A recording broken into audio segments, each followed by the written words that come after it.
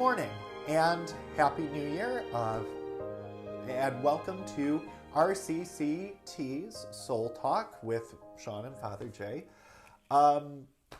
We are filming this on New Year's Eve, but this is going to be made available on New Year's Day. So I wanted to start out with just acknowledging New Year's, and I hope that last night went really well for everybody. We're doing this also before the Bills have played, or they're beginning to play right now. 1 o'clock. Okay, so it's 1:19 that we're starting this. So we hope that they won. They won't be finished by the time we are. So hopefully they won and you're celebrating that too. Today we wanted to talk about New Year's because it's such a beginning, and with the new model that we are kind of talking about with the parishes, we want to talk about some of our New Year's resolutions, maybe our hopes for what is going on, ways that maybe acknowledging pitfalls or things that we thought might have been easier. And then we actually received from one of you a question about a certain Bible verse that we're going to get into and talk about later. So we're glad that you're with us, and we hope that it fulfills you in a bunch of ways and that you enjoy your time. So that being said, New Year's. Jay, what does that say to you? How would you even think about it? Well, there's so many different ways to think about it. I mean, you can think about it as, we got rid of this horrible, tremendously bad year that's gone by, with all of the things that happened in it, all the things that have occurred, the nonsense of wars, all that other stuff.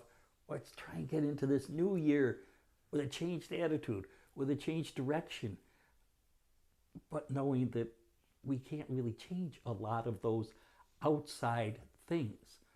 And so do we look at ourselves and say, it's just another day. What difference does it make? I have to watch bowl games all day. I can't stand it.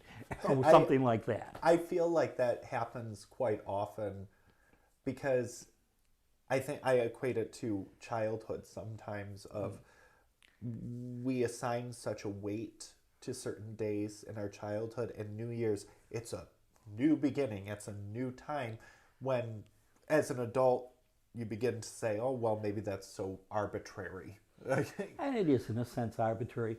But it also is significant in the fact that we've gone on. It's just like a birthday in one sense. Yes, it's another day. Yes, I got a day older, which in fact is what you do on your birthday. I mean, you get a year older in the number you use, but it's just a day older in your life. But it marks a significant occasion. And the occasion for us is a time that we can kind of put all of the things that we anticipate for Christmas. And then we get into the Christmas season, which I know everybody thinks is the weeks before Christmas, when it's really right now. But at any rate, with the Christmas and all that it brings, the present giving, the love that's expressed, the whole thing of, okay, we've started something here. Now let's carry it on. Let's make it a point. All right, the big holidays are getting over. People take down their ornaments, their Christmas trees, unless you're me, who left it up for an entire year. And, life gets back to every day. Every day. But New Year's kind of says, as we start the new year, okay, we're going to go back to every day. We're going to go back to school. We're going to go back to work. We're going to go all to these things. Pardon me. But I have this new resolution in my mind. Of course, that comes with New Year's resolutions. I don't mean the kind that I'm going to lose weight this year and I'm going to exercise more, or whatever the case may be. It's this attitude that I spoke of the love that Christmas generates, kind of being in a part of our attitude, our direction, our wanting as we go out to other people. Well, And I think that's where it comes to me. I think too, when I was talking before, I think you can't undersell sometimes the importance of symbolic things. And what was coming into my mind when you were talking about it, as silly as it sounds, is the election of a pope. Because we all know, obviously, when the pope is elected, they're the same person. Jorge Bergoglio is the person, but from a symbolic stance, as he became pope, he went from Jorge to Francis. Almost in that, the actuality is very similar to the day before, but the symbology, if that's the symbolicness, Okay. matters, I think, to say it's a new moment, it's a new time. And with New Year's, it's a chance, I think, maybe even to do a check-in with yourselves of, how am I feeling? How is my attitude affecting this? Do I have a responsibility to look at things and maybe change my outlook? As you said, taking even the message of Christ and saying, well, we just had this entire season that's so focused on love and the greatest gift of all. Can I take that forward in my life and say, well, I have the gift of Christ. What can I do to show others that same thing? You know what I'm getting at? Well, basically that is, what our mission, our ministry, our calling through baptism as Christians to be.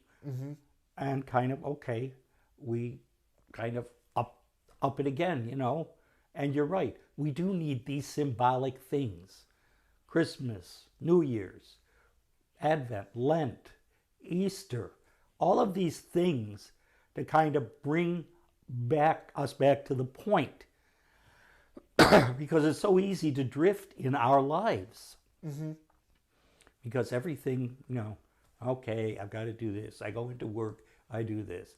This is Monday, I teach this class. This is Tuesday, I do that job. Whatever the case may be. And, you kind of get into a rut. And these things kind of pull us out of the rut and give us a time to reflect, but also a time to celebrate life itself. And I think that's important. New Year's has always been this celebration thing at midnight, and everyone popping champagne corks and watching the ball drop. Millions of people gathering festively. Some of them not really knowing where the heck they are, but at any rate, just this festival atmosphere, and says, life is good. Life is wonderful. Life has meaning. We're celebrating it. Okay. Can't do that every day. We just can't. Well, too, it's funny because I was talking to Deacon Mike. For those of you who don't know him, he's a deacon who works in the family, and we were talking about just the aspect of homiletics in general, because from what I was given to understand, he actually taught homiletics.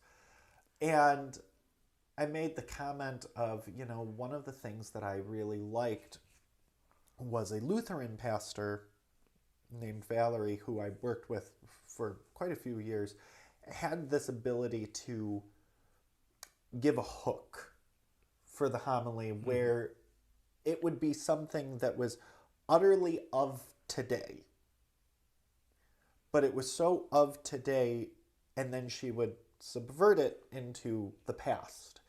And it was always really interesting. What I'm remembering, and it's been 10 years since I've heard her preach, probably, is she had this homily once that began, and this is dating it a bit, but it began with "only you can prevent forest fires." And she went into talking about, Smokey the Bear and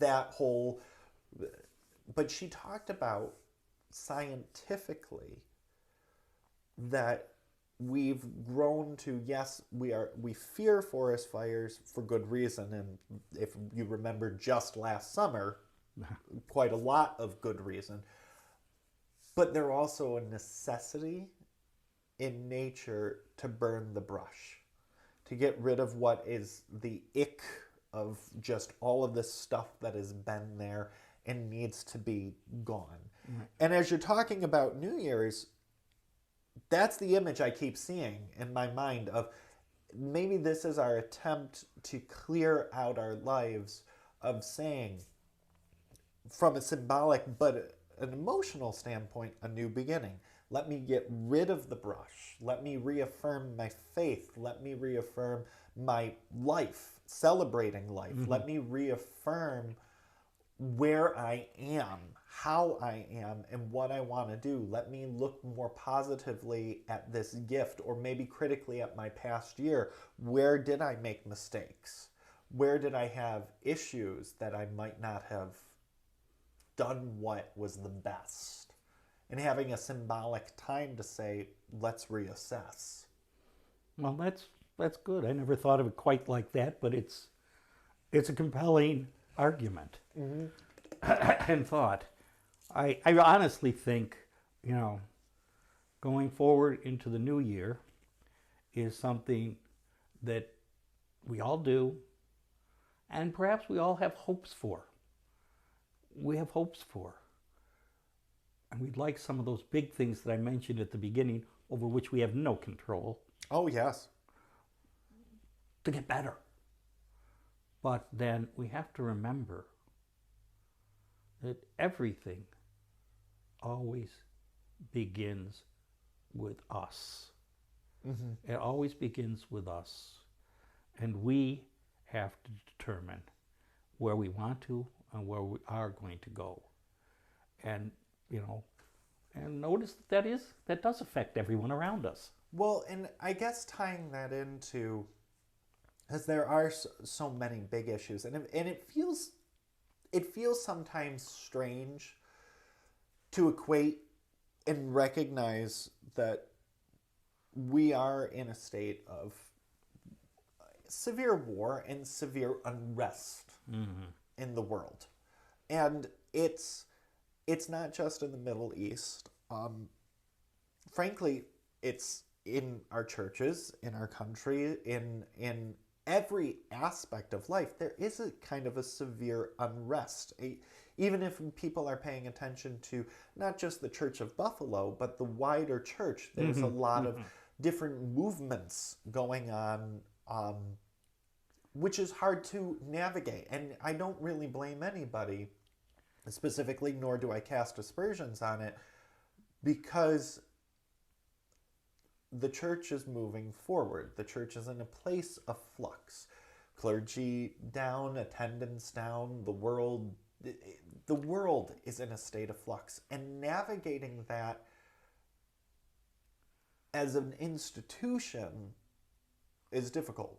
I mean, I equate it to the joke that they make about the Titanic, because it took so long to turn it, it hit the iceberg. The institution of the Catholic Church is so large that changing or moving direction or recognizing bumps along the way is a very difficult thing to maneuver. And I think everyone is doing the best they can, which is why I wanted to talk so much about New Year's, because I think that applies to the global level, but also our local level. the acknowledgement of it's not going to be perfect. This is a new system, a brand new system that really has not been tried. Well, that's the problem with life. I think, and I was reading yesterday or today somewhere, and I don't even know where, that basically people acknowledge the need for change, but in and of themselves, they don't want to change. And I think that's a very real thing. And I see it, all over the place. But, if you want to use the church, you want to use this road to renewal, which we're all going through, it's a very real thing. And we acknowledge that the church has to do something. And for a lot of people, that doing something, they just don't like what it's doing. Mm-hmm. And that's a comment. I mean, the church is trying. It's trying to do something. It's trying to meet all of the problems that it is facing. And they're facing them all at once. And so things are a little bit hazy at times. Well, I can remember this is something that you and I talked about when you were assigned to Pius. So how long ago would that have been? 15? That was, yes, 2015. So February 2015, I remember you were showing me the rectory at Pius, because it was very close to when you had just moved in. And it was at this time that you had gotten the form about the number of Catholic priests. Mm-hmm. And seeing what the future holds as far as the number of priests, retirements, health decline, any number of things, and talking about this will be a problem in the future. And that was 8 years ago. Yeah. And it was, if I remember correctly, 8 years ago it was, Almost this will be, 9 years ago. It will be, this is the major problem that we will face in 10 years. With it being 9 years ago, where have we arrived? But well, again, 10. it's really the truth, and there are a lot of other things that have come up and thrown us for a loop, and it just is. No one wants their church to close. No one wants to not have their own priests. Nobody wants. Well, I can tell you, as a retired priest who went out of retirement to lead a parish for 14 months before I re-retired, and I did that because I didn't think that I could do what was necessary to lead a parish anymore.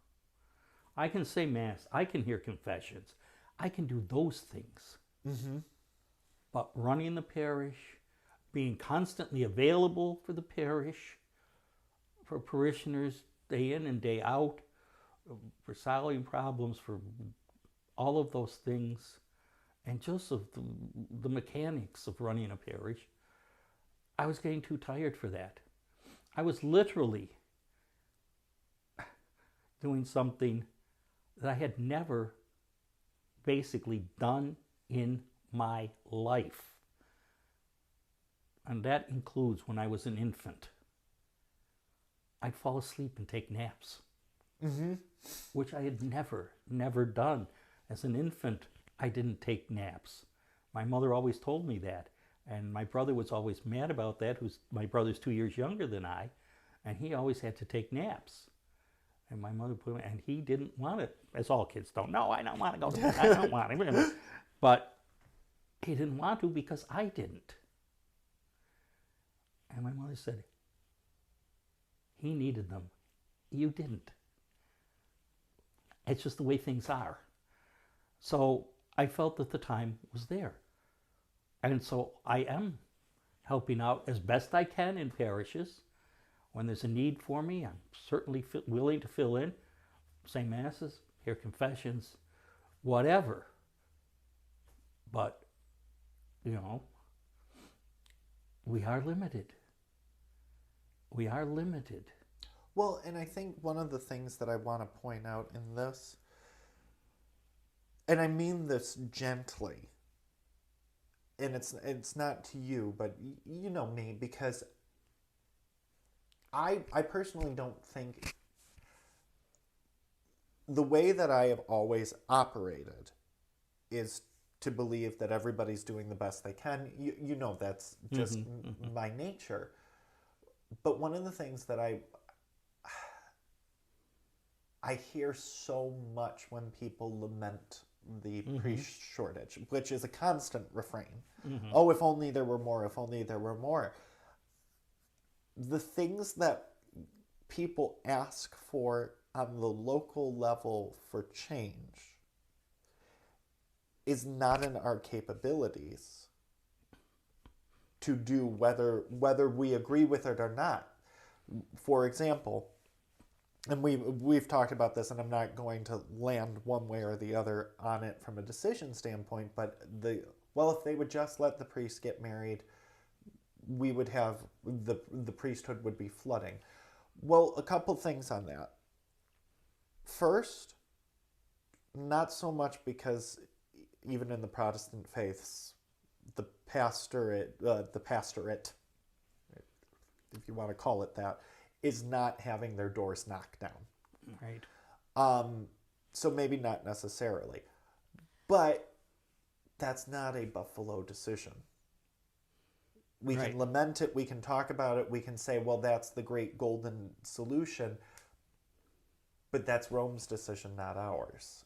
And I think that's one of the things that gently I want to say to people is, we can say all of the solutions that we hope are enacted. It's a little out of our hands, which I think is one of the hardest things to hear. But it is. Well, I think that's true. I mean, it's always been true.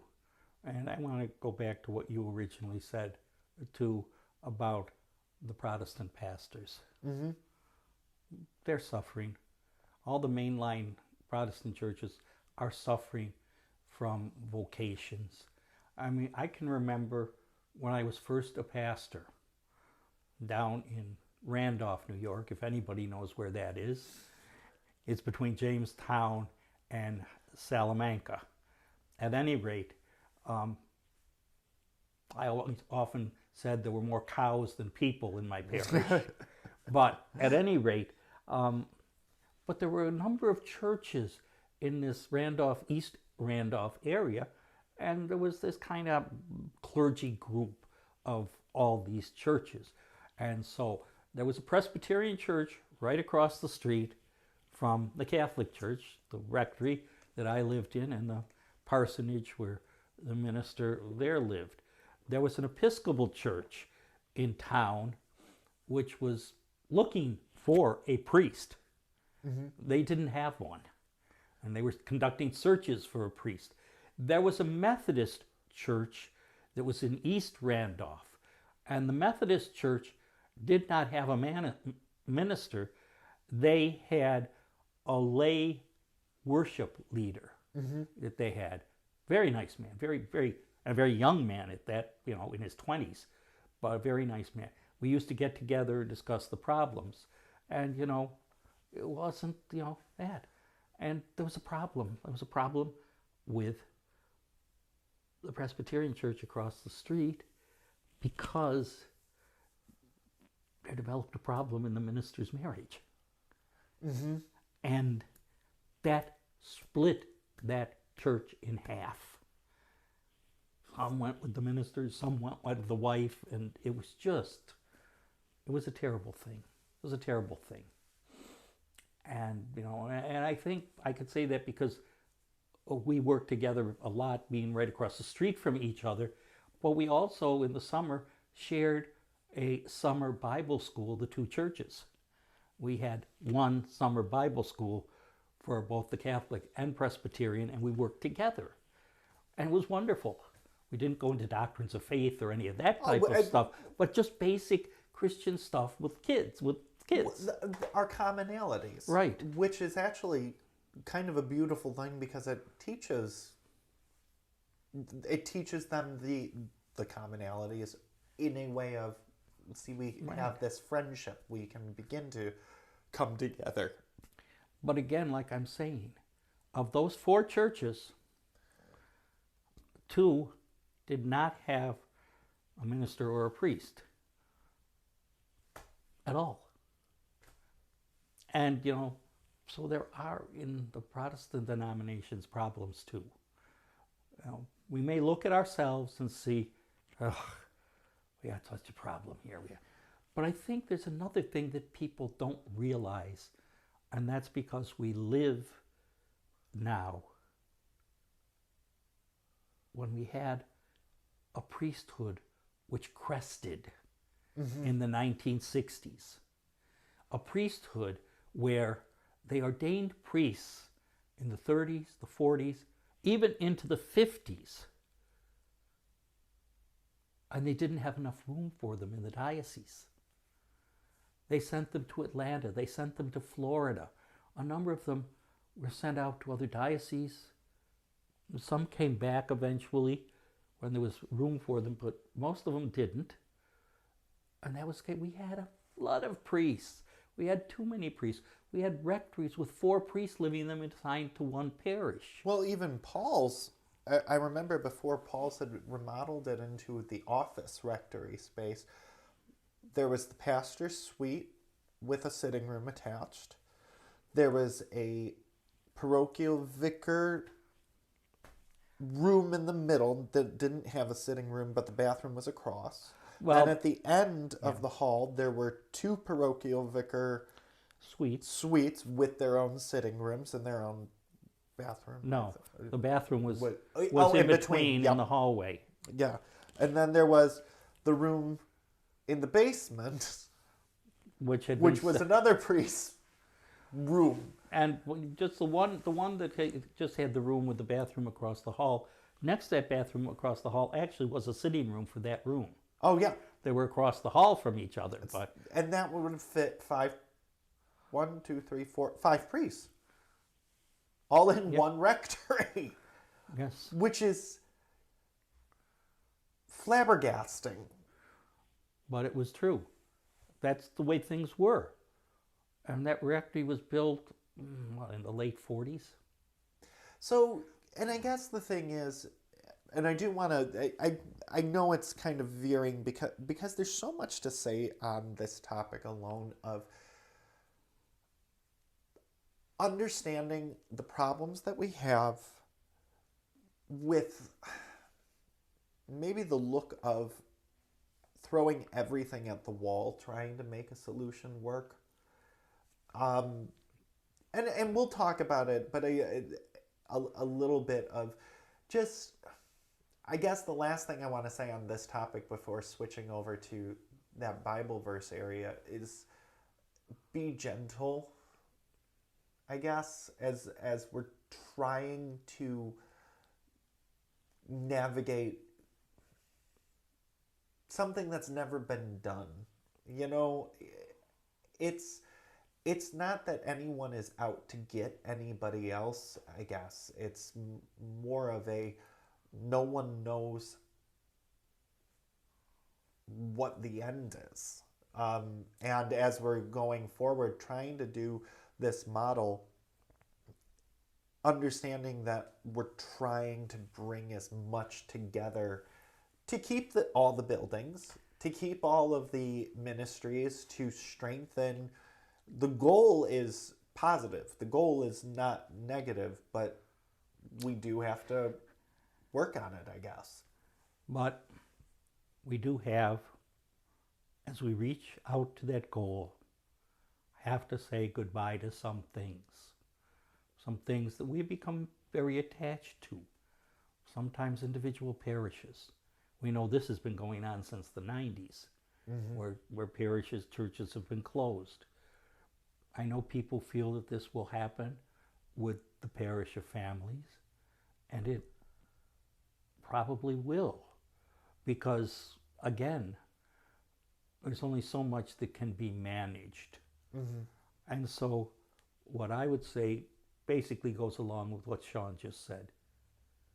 Be compassionate, be forgiving, realize that people who are making the decisions are trying to do the best they can to deal with the situation. It may not be perfect. And we're right in the middle of trying to get it right. And when you try to get something right, it's a little bit messy. Accept the mess. Please accept the mess and be compassionate to those in your parish who are trying to make things better. Well, and in the same vein, and just because this is where my mind goes, also, if you're somebody who is very rah for the renewal and thinks that this is the best thing to have ever happened, on that same vein, show compassion back to the people who are mourning. Right. Because, and I think that's the whole compassion all around, because there are people who have invested so much of their life in something that they may be losing. Keep it both ways. Show Right. compassion for I'm trying to make these changes be as good as possible, and show compassion to I just need to be angry and mourn and cry and be devastated at this point. Yes. And I guess keep it for both sides as best that you can. That's our whole Christian calling. It really is. To be compassionate. And, well, there's no other way to say it. You know, I approached it from one angle, and Sean just approached it from the other. And they're both extremely valid. So, 90, here we are at the corner, and now we're going this way.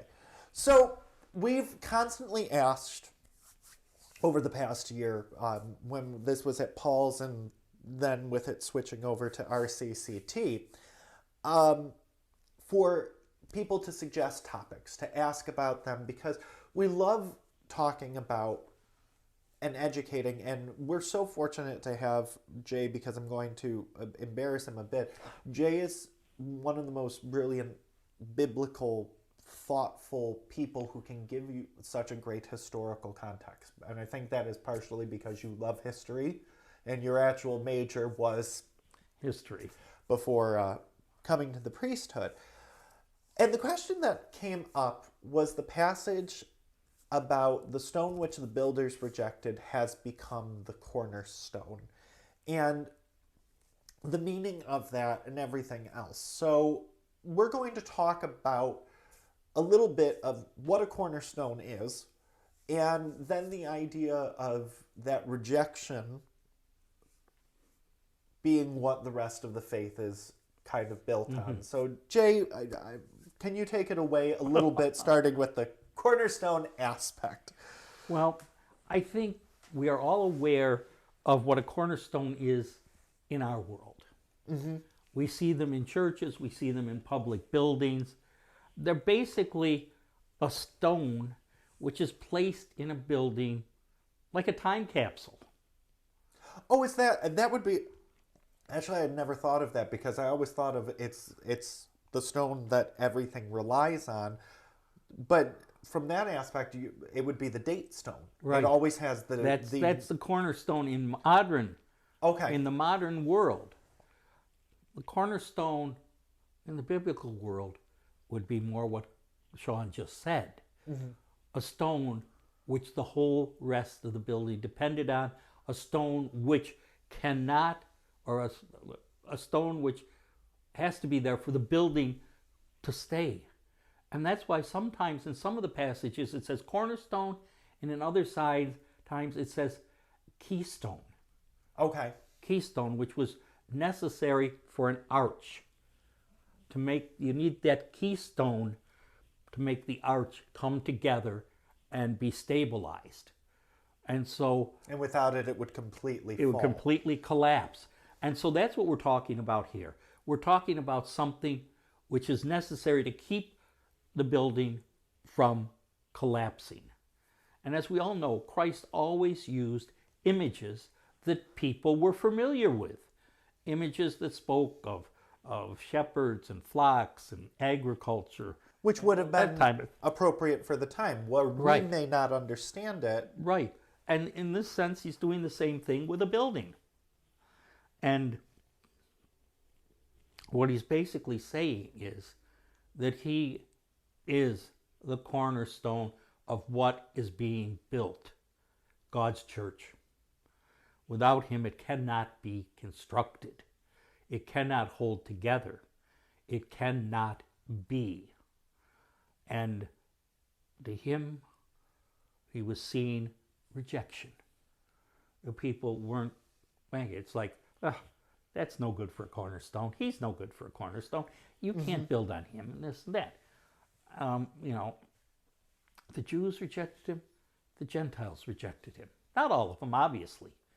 But he makes it a point that those who can accept him as the cornerstone can be built into this magnificent building, the church, not a physical building. If I want to use the image of St. Paul, the body of Christ, the brain, the heart, Christ is the necessary part that's in that body and in this building. And so why did people reject him? Well, the Pharisees didn't like him. He was interrupting their little kingdom, so to speak. Others, Gentiles, didn't like him because they thought he was foolish, willing to accept crucifixion. Many of the Jewish people rejected him because he wasn't the Messiah they had hoped for. He wasn't the one who was going to come, kick out the Romans, and establish Israel as the ultimate kingdom of God. Well, very much the militaristic versus the peaceful. Right. And he was the exact opposite. So they didn't understand God's plan. They didn't understand it. Some of them had been misled by the religious leaders. But, Well, and I think, too, what I always find interesting is Christ's words very often seem to be the harshest for the religious leaders who did the misleading. There's so much mercy when you read through most of it for the people. Right.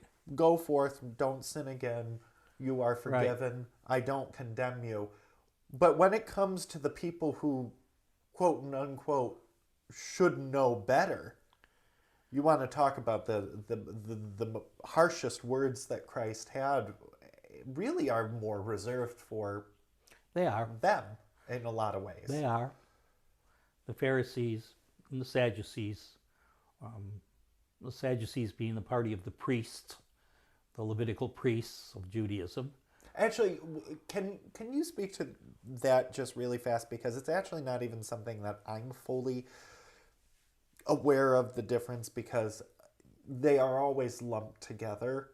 What would be a Pharisee versus what would constitute a Sadducee?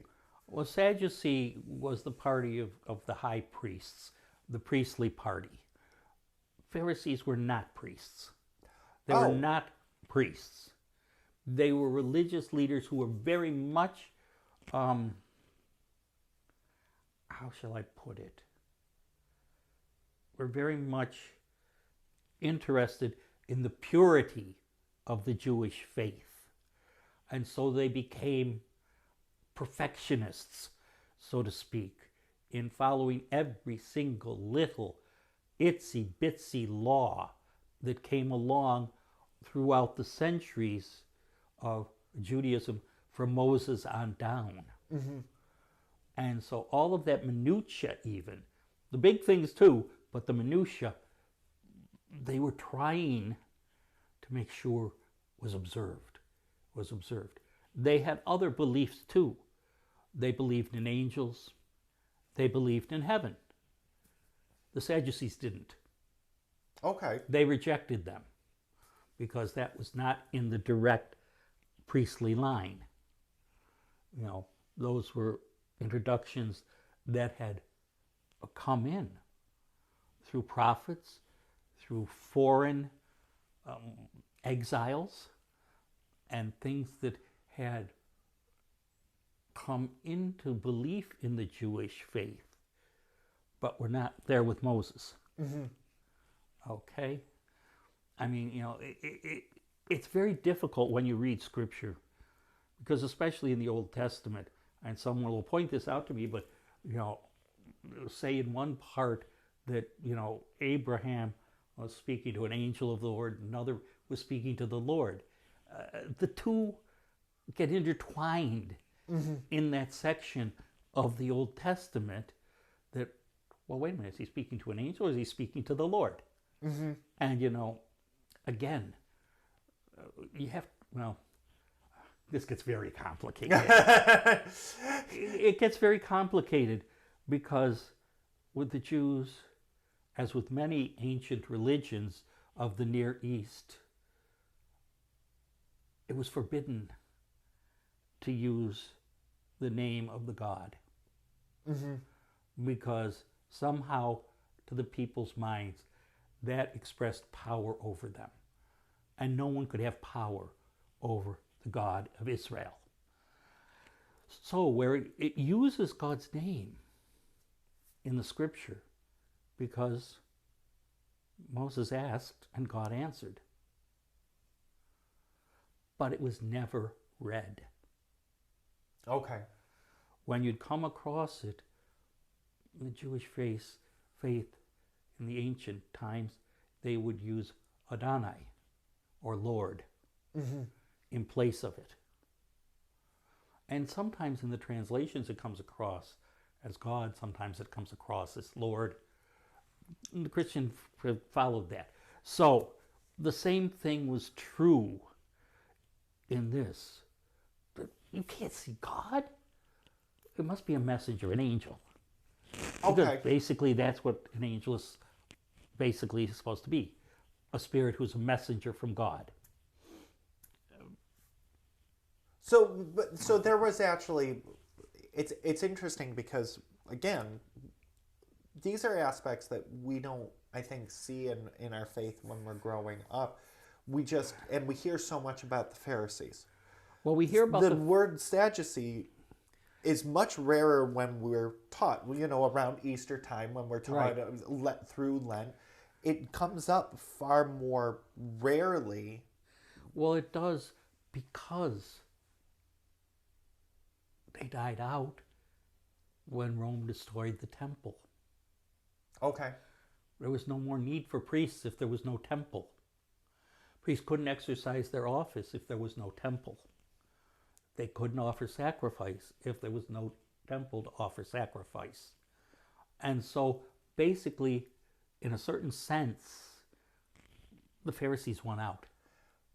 And from what I'm gathering, it's much more that they were, I don't want to use the term lay, but more of a lay political class rather than... It was a philosophical class, okay. A religious philosophical class.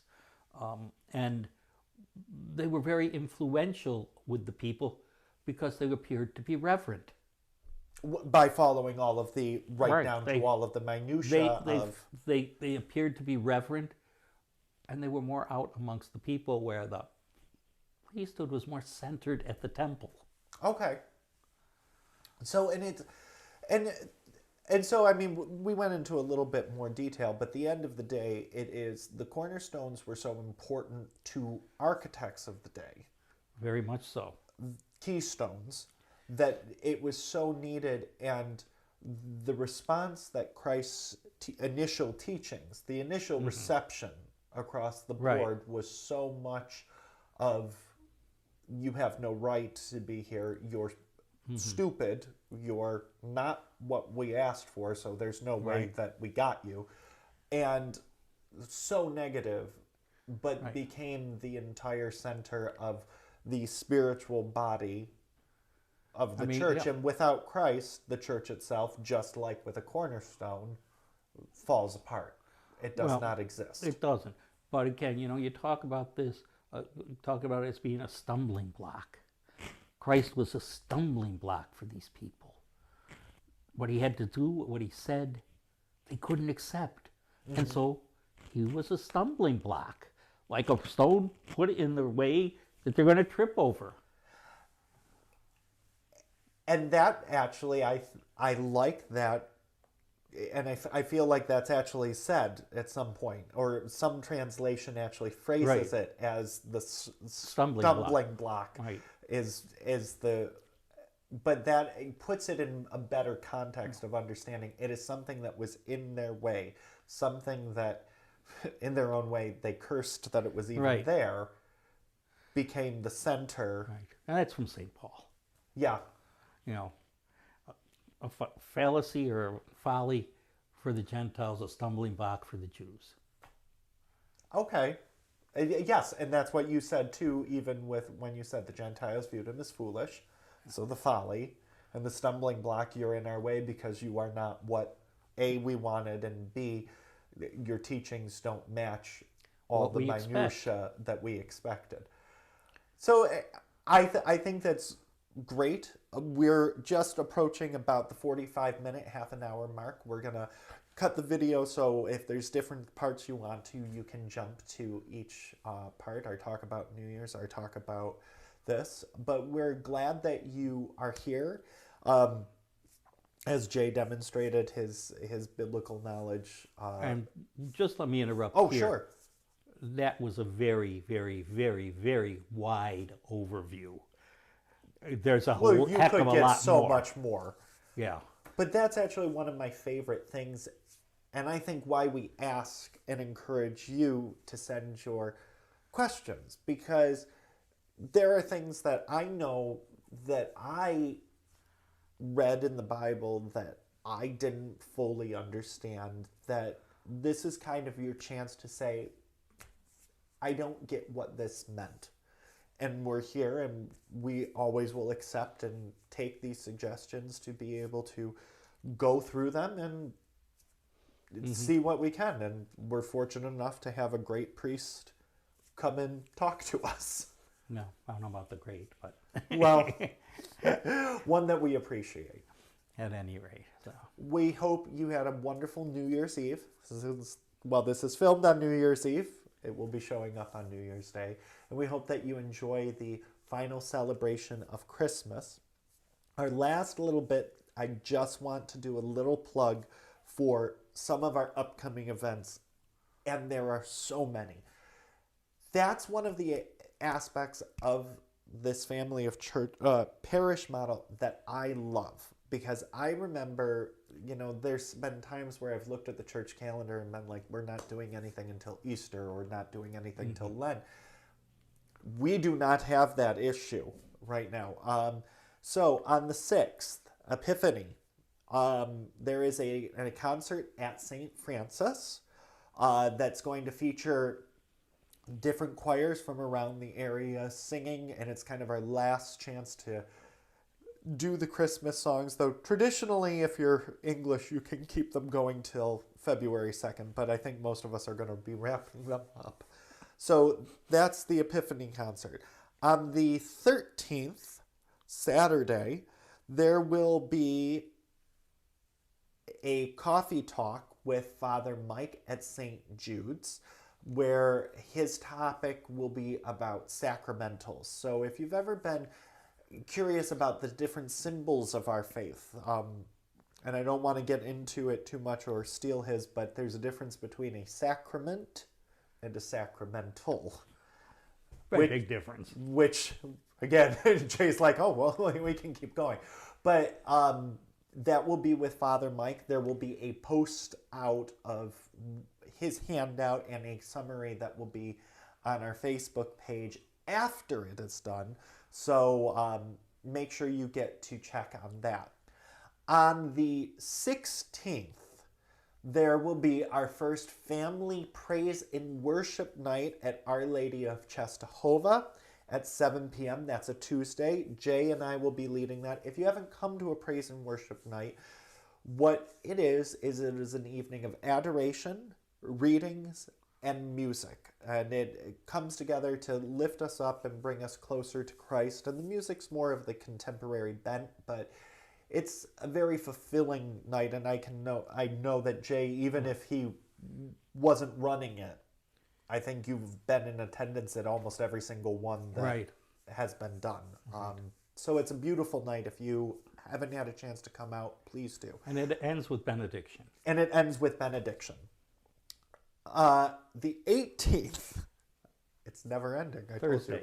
Thursday, 2 days later, there will be a Vigil for Life Mass at St. Christopher's at 7 p.m. Father Mike will be leading that as a Respect Life night that we're going to be doing. Details for that one will be coming up. And then we're getting into February, and there's still more events, but that's one of, again, the positive aspects. And we'll keep plugging all of these events because we want to... Oh, I almost forgot. Also, Saturday the 6th, January 6th, there will be a meeting for those who would like to go for the Life in the Eucharist retreat that will be beginning and helping out with that. That's a big part of the renewal, is this idea of renewing, a Eucharistic renewal, where we really truly imbibe, I'm trying to think, inside ourselves the idea of, or the knowledge that the true presence is in the body and blood in the sacrament of communion. So that's a big part of the renewal, and we'll have more details on that. But that's going to also be at St. Jude's on Saturday the 6th at 9 o'clock. So if you can't tell, there's nothing but events as far as the eye can see. And that's a good thing, because it gives us more of a chance to not just have church on Sunday or Saturday and then forget about it for the rest of the week. It's church as a part of life. Yes, and it helps us with understanding, with spirituality, with devotion. There are just so many different aspects that helps us to grow in the faith, to understand it better, and by understanding it better, obviously to live it better. So please keep up with those. As we said, we hope you had a happy, wonderful New Year. We'll see you next week. Now that the Christmas insanity has begun to fade, we'll be getting back to a regular schedule. But thank you for joining us. Thank you. Happy New Year.